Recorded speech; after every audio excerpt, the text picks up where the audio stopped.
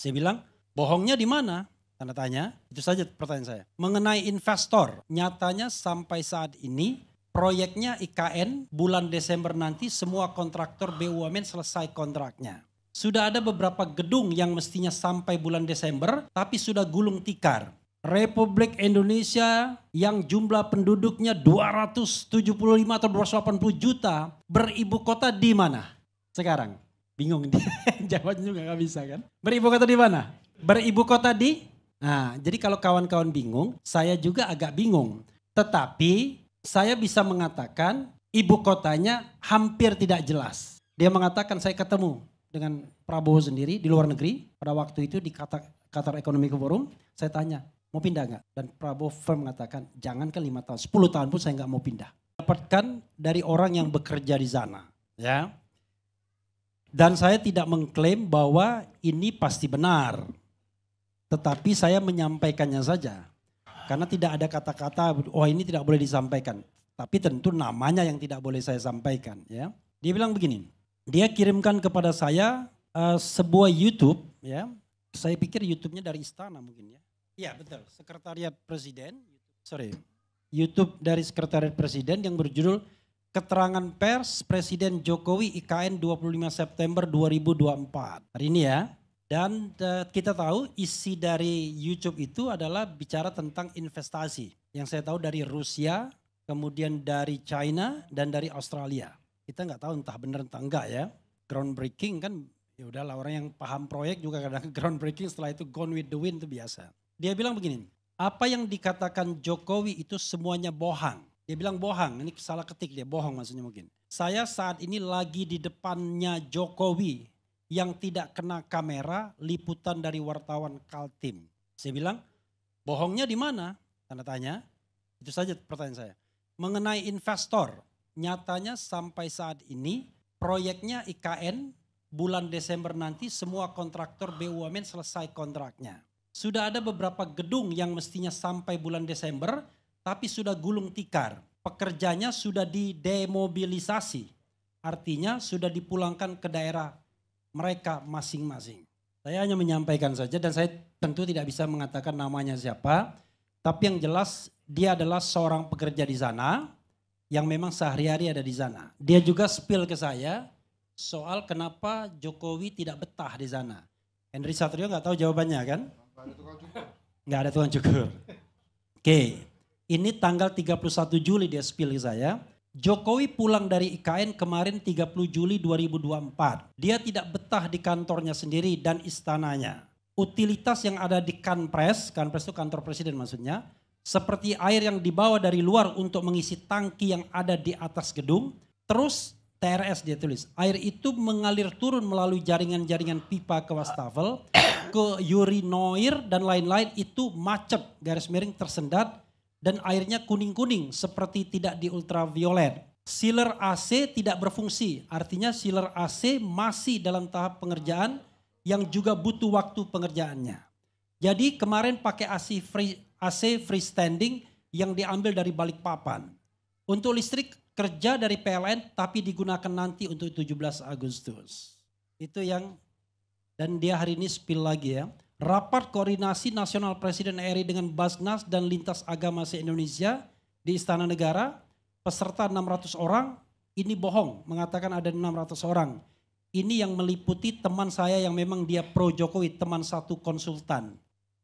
Itu ya saya tidak tahu betul apa enggak ya kan, dan saya juga tidak tahu orangnya siapa, wajahnya saya tidak mau tahu, tapi dia ngomong seperti itu. Nah, maksud saya begini, saya khawatir ketika kita ngomong tentang IKN ini, masing-masing kita ini bicara seperti bentuk gajah.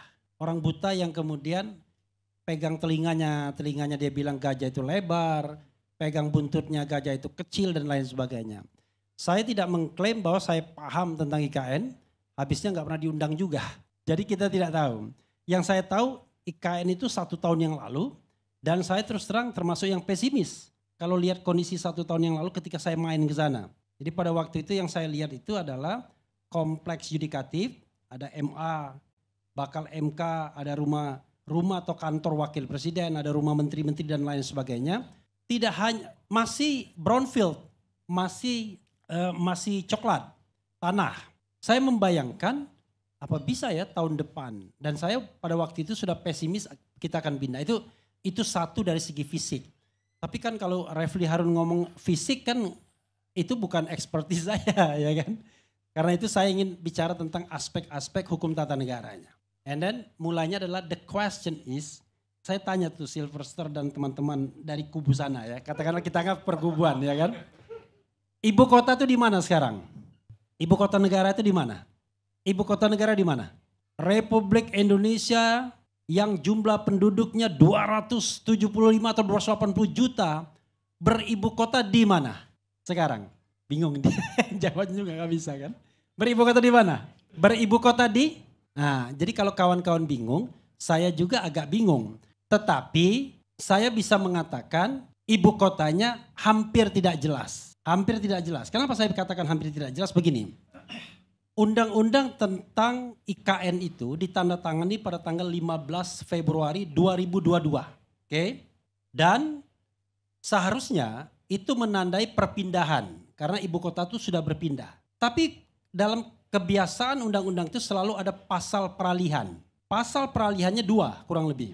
Yaitu 2 tahun setelah adanya undang-undang ini itu harus dibuat perubahan terhadap undang-undang DKI. Karena DKI atau Jakarta itu tidak lagi menjadi daerah khusus ibu kota. Ya saya belum ngomong. Karena saya nggak setuju DKJ. Karena saya menganggap masih DKI akhirnya. Ya. Nah, dan undang-undang itu walaupun terlambat ada sudah. Oke. Tetapi di dalam itu ada juga yang namanya peralihan.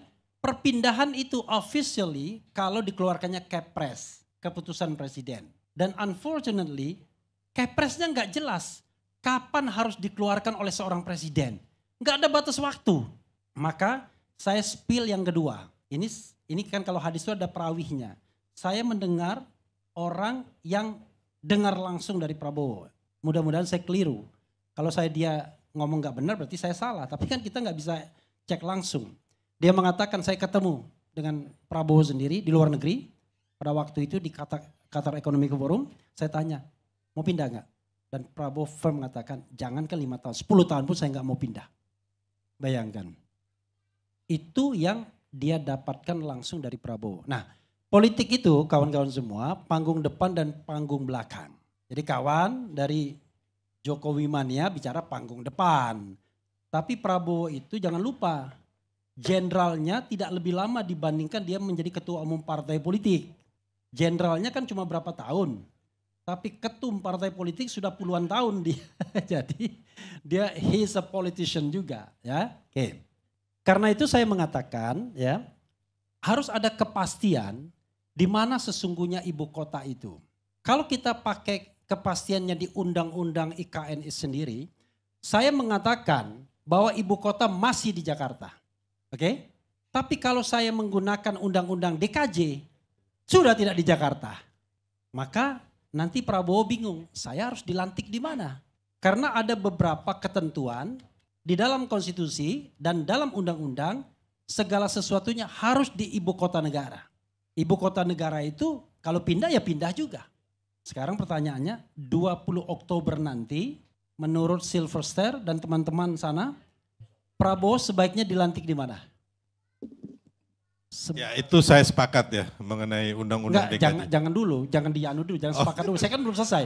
Dilantik di mana? Ya karena di sana belum ada gedung DPR MPR Bang. Ya. Ya kemungkinan besar di gedung DPR Senayan Jakarta. Oke, sekarang saya tanya. Yang namanya MPR itu harus bersidang di ibu kota negara. Sidang MPR itu untuk melantik presiden dan wakil presiden. Artinya presiden dan wakil presiden harus dilantik di ibu kota negara. Balik lagi pertanyaan saya, ibu kota negaranya di mana sekarang? Bolak-balik. Apakah di Nusantara, apakah di Jakarta? Karena itu saya mengatakan ya harus ada kepastian ke depan. Tadi ada ibu-ibu yang datang ke saya, dia tidak setuju kalau ibu kota pindah. Saya bilang begini, kalau tidak setuju ibu kota pindah, datang ke Mahkamah Konstitusi saja, minta judicial review. Salah satunya adalah dalil tentang kepastian hukum, ya, legal certainty. Karena sekarang ada ketidakpastian hukum. Antoni Budiawan misalnya mengatakan, Kalau dikatakan bahwa ibu kota itu tetap di Jakarta, kenapa harus ada kepala otorita ibu kota? Otorita ibu kota itu menyerap anggaran, ada gaji, ada fasilitas dan lain sebagainya. Berarti ilegal dia. Karena secara de jure belum menjadi ibu kota. Kenapa ada otorita ibu kota? Jadi kita bolak-balik nanti. Karena itu pastikan. Nah, kalau kita pastikan, maka saya kok agak sedikit yakin, optimis. Tapi optimisnya berbeda dengan beliau. Kalau saya optimis, ibu kota ini nggak akan pindah. Tetapi apakah kemudian IKN akan mangkrak atau tidak? Mungkin saja tidak. Tetapi pembangunannya akan berlangsung secara gradual. Gradual. Tapi dia tidak pernah menjadi ibu kota. Kenapa begitu? Saya ingat waktu saya ngobrol dengan Profesor Zulfikar. Salah satu ahli perkotaan, ya, ahli perencanaan dari Nanyang University Singapura. Dia mengatakan begini, saya bukan tidak setuju perpindahan ibu kota. Tetapi memindahkan ibu kota itu enggak kayak begini. Menurut ilmu yang dia punya. Harus gradual. Kita tidak hanya bicara tentang infrastruktur fisik. Tapi juga social infrastructure. Secara fisik saja belum selesai itu barang. Kalau pakai istilah Bahlil kan barang dia bilang kan.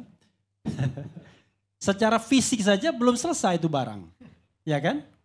Apalagi secara sosial. Saya membayangkan tidur yang masih baru dari Greenfield, Brownfield, gedung.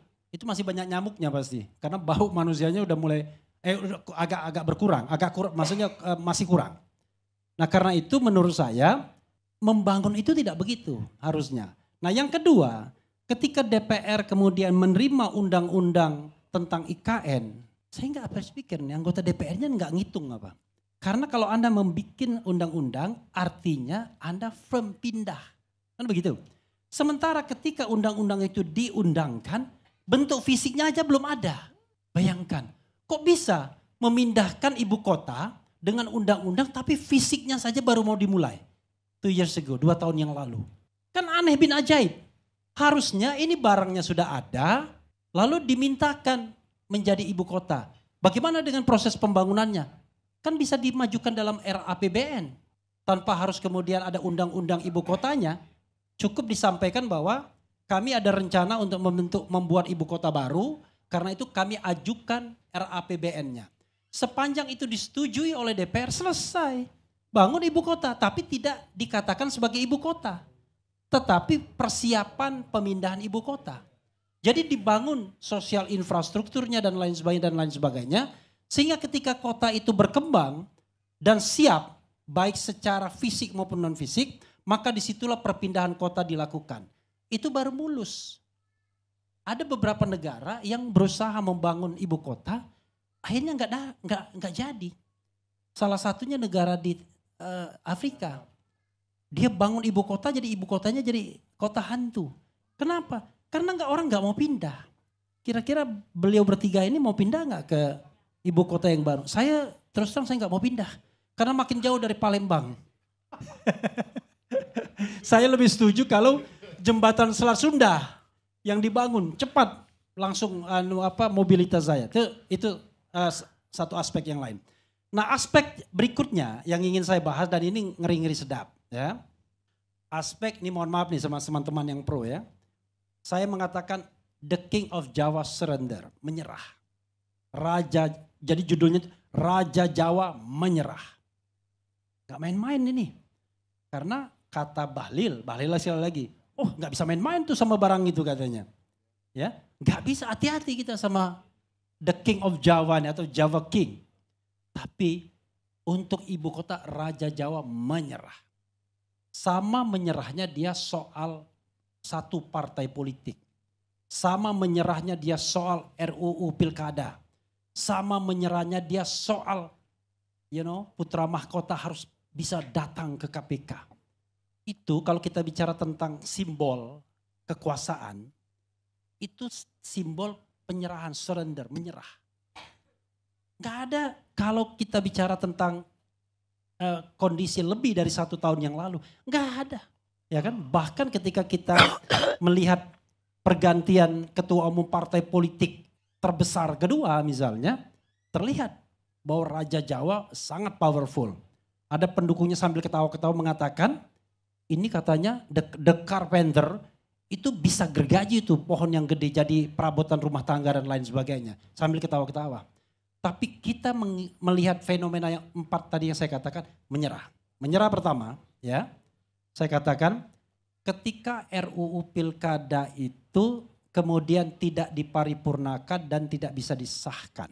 Padahal bagi Raja Jawa itu adalah flag.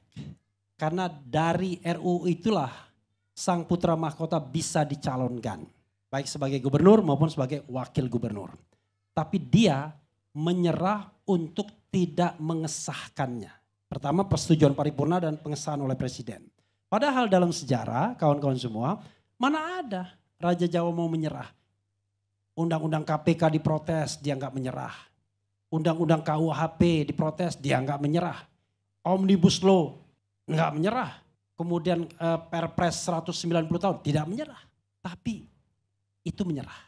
Panjang ceritanya tentunya karena ada 22 Agustus dan lain sebagainya.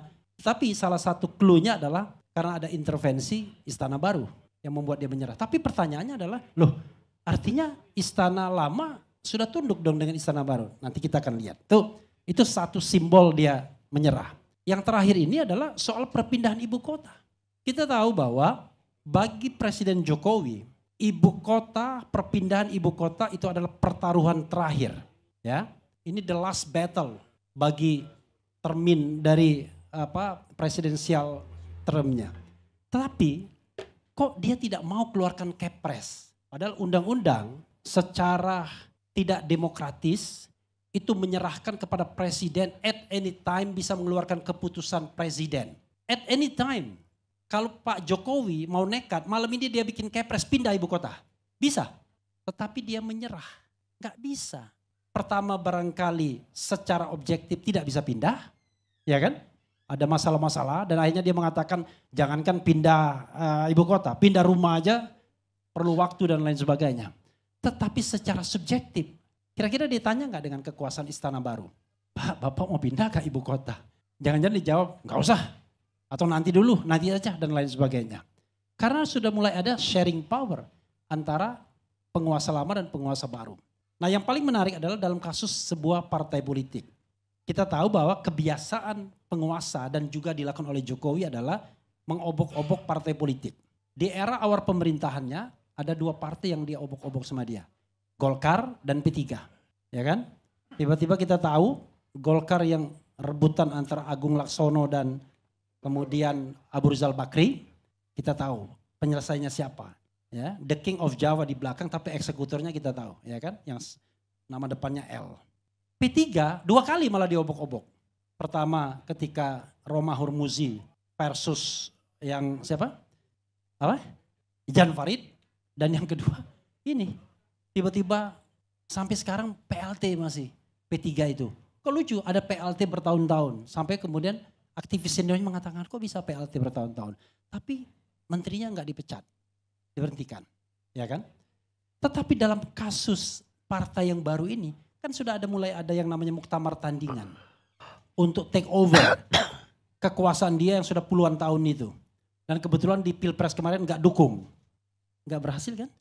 For the first time Raja Jawa enggak berhasil to take over. Kenapa? Ketika konon ya ini saya dengar isu ketika yang mau mengambil ini minta restu penguasa lama, dia bilang tanya penguasa baru. Penguasa baru bilang si X sudah komit untuk membantu pemerintahan saya selama 5 tahun. Pulang. Walaupun itu dari organisasi yang besar. Bisa dibayangkan kan? Nah karena itu saya mengatakan bahwa terlepas dari kontroversi fisik, pembangunan fisik dari IKN ini, saya hanya ingin mengatakan bahwa kelihatannya penguasa baru tidak ingin pindah. Dan penguasa baru ya, ini analisis saya lebih menginginkan kalau pelantikannya ada di Jakarta. Why? Ini kan sesuatu hal yang prestisius. Bayangkan 17 Oktober hari lahirnya, kemudian 3 hari kemudian dilantik menjadi Presiden Republik Indonesia. Tentu dia ingin dihadiri oleh perwakilan dari negara-negara asing. Kira-kira kalau kita di istana sana, cukup nggak infrastruktur pengamanan, infrastruktur kemudian macam-macamnya untuk kemudian ada pelantikan di sana. Padahal kalau pelantikan di sini, nanti Henry Satrio mengatakan nggak sah ini pelantikannya karena Jakarta bukan ibu kota lagi kan. Bentar Sylvester, saya selesaikan dulu ya. Nah, jangan digini-ginikan dulu. Saya selesaikan. Saya senang debat malam ini karena tidak ada yang emosi di antara kita.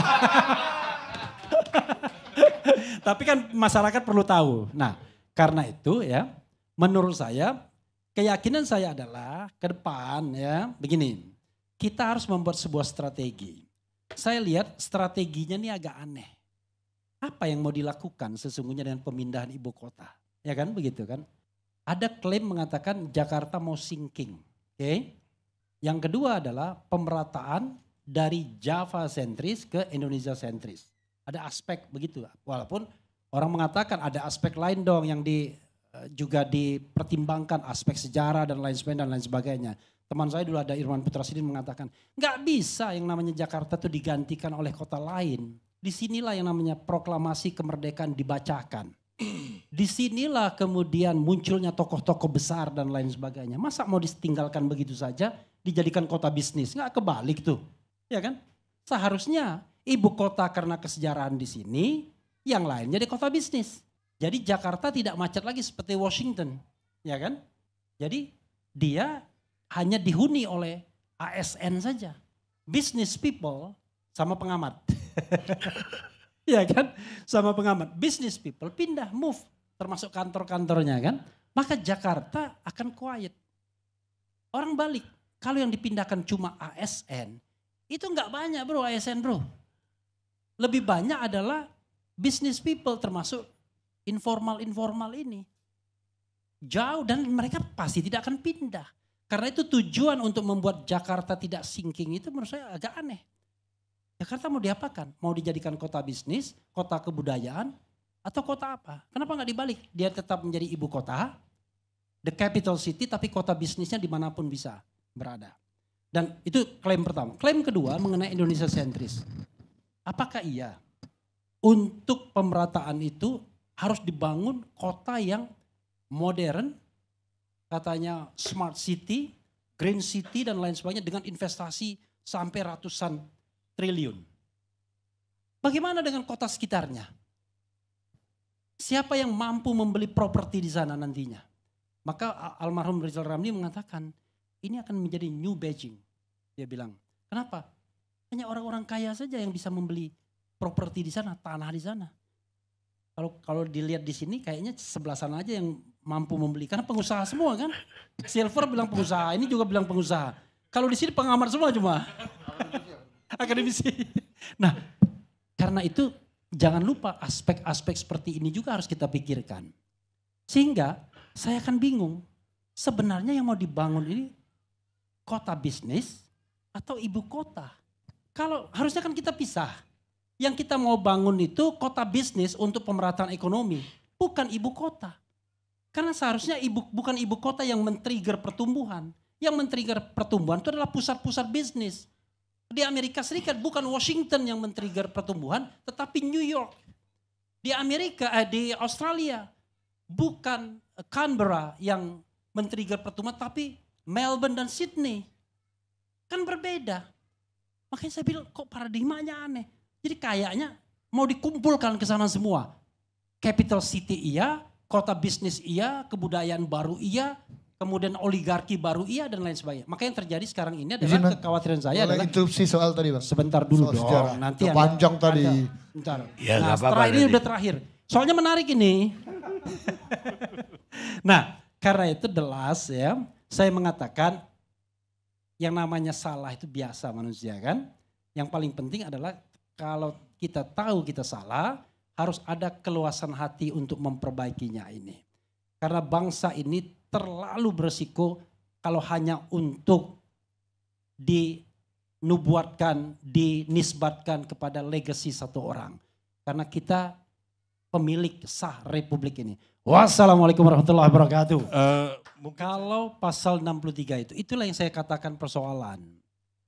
Tidak ada undang-undang misalnya terkait dengan sesuatu pergerakan yang tanpa batas waktu. Jadi pasal 63 itu nggak ada batas waktunya. Jadi mau pindah hari ini boleh, pindah besok boleh, 20 tahun lagi boleh. Itu namanya ada keraguan di situ, sengaja diciptakan clue, diciptakan jalan untuk diambangkan. Kan itu menunjukkan ketidakyakinan. Dan tidak mungkin pasal itu tidak dititipkan oleh istana. Pasal-pasal seperti itu adalah pasal yang memberikan kewenangan. Itu satu, ya. Karena itu kalau kita mau, kan kita kan mau jalan penyelesaian, ya kan. Pertama kita pastikan dulu, kita ini mau pindah ibu kota atau tidak. Itu satu. Kedua, kita pastikan mana yang ibu kota, mana yang kota bisnis. Karena harus dipisahkan biar tidak crowded. Yang kedua, kalau misalnya kita bicara tentang sinking, itu adalah soal climate change yang di seluruh dunia ini bermasalah. Semarang bermasalah, Amsterdam bermasalah, kalau yang namanya kutub utara itu mencair, bumi ini juga akan tenggelam. Amsterdam kota melting pot, 70 negara ada di sana, tapi di bawah permukaan laut. Nah, itu soal yang harusnya kita antisipasi bersama-sama. Tapi kan jawabannya kok bukan pindah ibu kota. Harusnya kan lingkungannya yang harus kita perbaiki. Nah, terakhir mengenai sejarah tadi. Sepanjang atau sependek yang saya tahu, tidak ada orang yang mengatakan bahwa Jakarta tidak didesain untuk menjadi ibu kota. Tidak ada. Ya kan? Sebuah single statement mengatakan ini bukan ibu kota kita. Tetapi peristiwa politik kesejarahan yang penting itu di Jakarta semua rata-rata. You can name it, Sumpah Pemuda di Jakarta. Kemudian sidang BPUPKI di Jakarta. Proklamasi di Jakarta. Lapangan Ikada yang itu di Jakarta. Istana Presiden di Jakarta. Sebelumnya pemerintahan Belanda menjadikan Jakarta atau Batavia dulu sebagai pusat pemerintahan. Sehingga muncullah pejuang-pejuang di sini juga. Karena itu dari sisi kesejarahan itu gak bisa. Ancet jebol. Gak bisa digantikan Jakarta ini.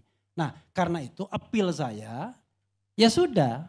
Kita kan ingin Jakarta kita lestarikan. Jakarta ibu kota negara, Nusantara atau kota-kota lainnya dikembangkan sebagai pusat-pusat pertumbuhan ekonomi baru sehingga kesejahteraan kita merata.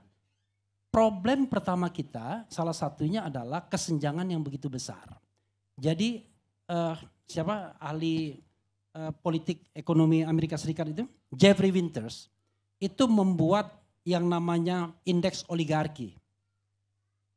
Indeks oligarki itu dia kumpulkan 40 orang terkaya di sebuah negara. Dia contoh kasusnya Indonesia dengan pendapatan per kapita rata-rata. Jadi waktu itu dia masih mengukur pendapatan per kapita rata-ratanya masih 4.000. Saya yang menyampaikan saya Profesor Didin Damanhuri. Masih 4.000, ya kan? Lalu berkembang terus yang namanya kesenjangan ini. Dari 600.000 sampai pendapatan per kapita rata-rata masih 4.000 US dollars alias 60 juta per tahun satu orang, ya. Kalau misalnya kursnya 15.000 dan itu ingat pendapatan per kapita rata-rata mulai dari konglomerat paling atas sampai yang bawah dianggap rata-rata pendapatannya 60 juta. Nah kesenjangannya itu berkali-kali, 600 kali dan kemarin waktu saya interview dia sudah 1 juta kali kesenjangannya. Jadi ada orang yang berpendapatan cuma 4.000 US dollars melawan 4 miliar. Ya, 4 miliar US dollars. Bayangkan kesenjangan yang luar biasa. Nah hal-hal seperti itu yang seharusnya diadres, ya kan? Dengan pertumbuhan pusat-pusat ekonomi baru.